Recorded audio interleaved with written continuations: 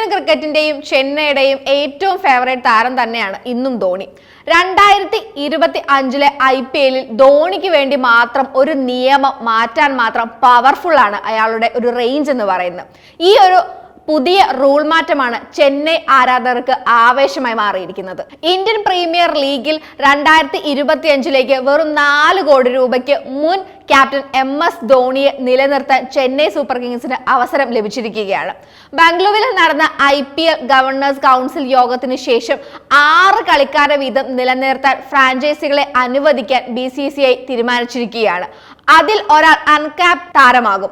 5 വർഷം മുമ്പ് അന്താരാഷ്ട്ര ക്രിക്കറ്റിൽ നിന്ന് വിരമിച്ചിട്ടുള്ള ഇന്ത്യൻ താരങ്ങളെ അൺക്യാപ്ഡ് ആയിട്ടുള്ള ക്യാപ്റ്റന്മാരായി നിലനിർത്താനുള്ള ടീമുകളെ അനുവദിക്കുന്ന നിയമം തിരികെ കൊണ്ടുവരാനുമാണ് BCCI സമ്മതിച്ചിട്ടുള്ളത്.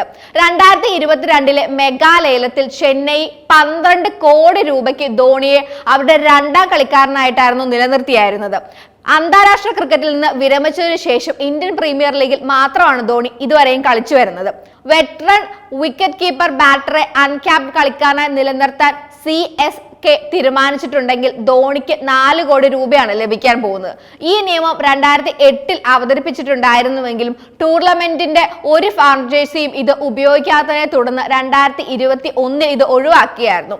ഇതേസമയം പുതിയ നിലനിർത്തൽ നിയമങ്ങൾ അറിയുന്നതിന് മുൻപ് 18ാം സീസണിൽ തന്റെ പങ്കാളിത്തം സ്വീകരിക്കാൻ ധോണി വിസമ്മതിച്ചിരുന്നു. കഴിഞ്ഞ സീസണിൽ പരിക്കേറ്റെങ്കിലും ധോണി ഒരു മത്സരം പോലും കളിച്ചിരുന്നില്ല.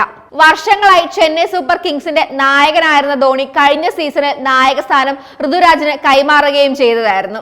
എന്തു തന്നെ ആയാലും ഇനി വരുന്ന കളികളിൽ ചെന്നൈക്ക് എത്രമാത്രം പ്രിയങ്കരനാണ് ധോണി എന്ന് കാണിക്കാനുള്ള ഒരു മാറ്റം തന്നെയായിരിക്കാം ഈ നിയമത്തിലൂടെ പുറത്തു വരാൻ പോകുന്നത്.